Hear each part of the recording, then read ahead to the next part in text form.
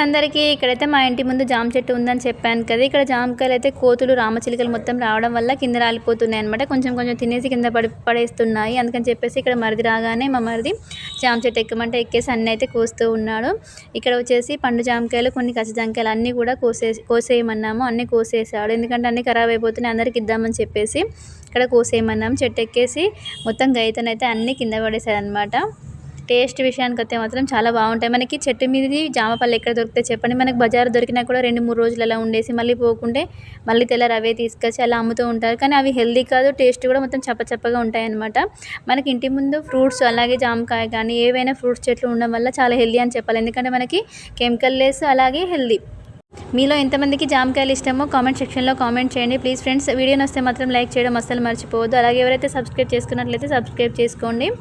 ఎందుకంటే నా వీడియో ఇంకొంచెం మందికి అయితే రీచ్ అయిపోతుందని చెప్పాను కదా. అలాగే బాయ్ ఫ్రెండ్స్.